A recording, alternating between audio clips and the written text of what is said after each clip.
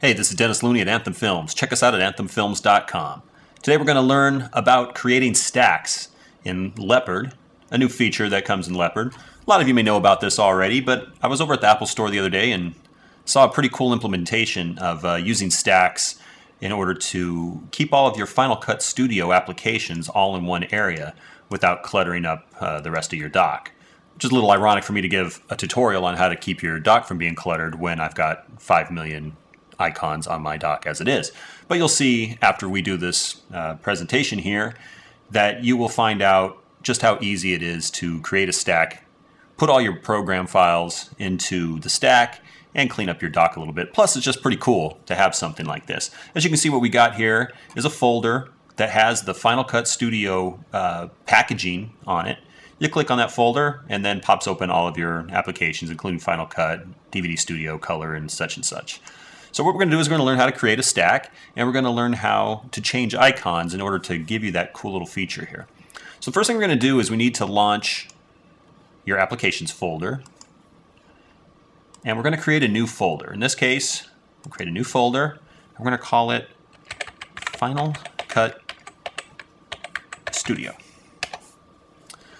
All right, now the first thing we need to do is we need to move your miscellaneous programs into the Final Cut Studio folder. And first of all, so that we can kind of start from scratch, let's go ahead and remove this Final Cut Studio folder out of the dock just by lifting it up. Poof, up in smoke it goes, and we got to start all over from scratch.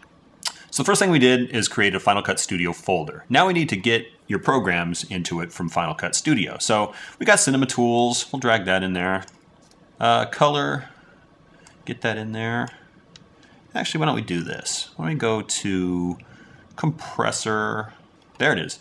Okay, we got Compressor, we got DVD Studio Pro. We'll go ahead and click them this way. Final Cut Pro. Then we got Live Type floating around here somewhere.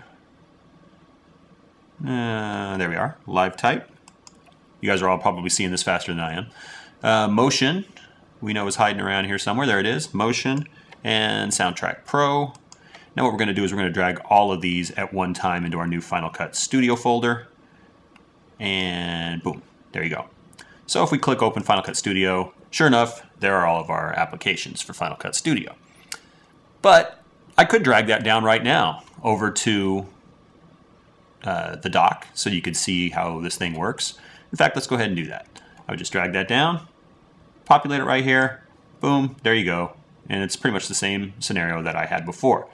But there's one difference here, and that's that this application has come up with whatever the first item is that you put in the bin. Actually, whatever the lowest alphabetical item is. In this case, it's Cinema Tools.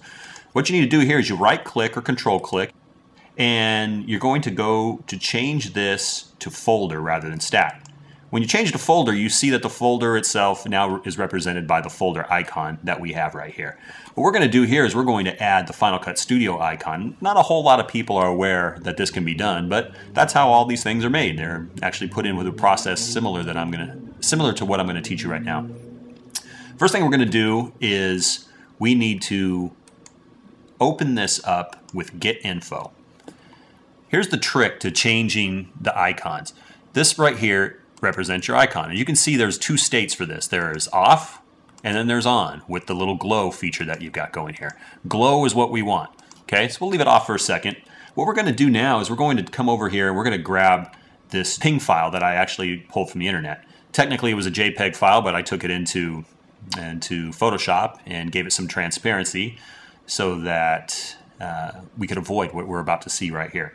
So what we're going to do is we can copy this icon and we can come over here, make sure that's in its on state, and we can paste it in just like that. Now I could use that as the new folder, and to show you what that does, let's remove this out of here. Let me start this over, and I want to bring this down. You will now see when we change this back to a folder that it now does indeed have the product box, but has a white background, which I don't think is half as cool as having one that's transparent. So there's a workaround for this. What you need to do is take that same ping file and you are going to open it with Preview. And in Preview, there it is right there. you can go ahead, edit, copy. I imagine Apple C works as well. Now you come back over, do the same thing I showed you before, click on your icon. I just deselected it. Watch how the glow comes back when I click it again. And your right button isn't going to work well because it will deselect and doesn't give you a paste option anyway. So make sure it's selected. Go to Edit, Paste, and now you're going to see that you have your Final Cut Studio box without the background on it. You've kept all the transparency in it. Now you can just drag your box down here, your folder. Let's try it again. Note that you do have to go on the side of this little right stair step thing, which is what resizes your dock. Again, our Cinema Tools came up first. We want to right click or control click, change that to folder. Now you've got this pretty cool Final Cut Studio stack, and you can feel free to remove any of your Final Cut Studio applications from your dock, keeping everything real close right where you need it.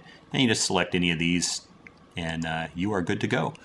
So that's basically it. That's stacks from OS X 10.5 Leopard, and a cool way to use your Final Cut Studio applications in stacks.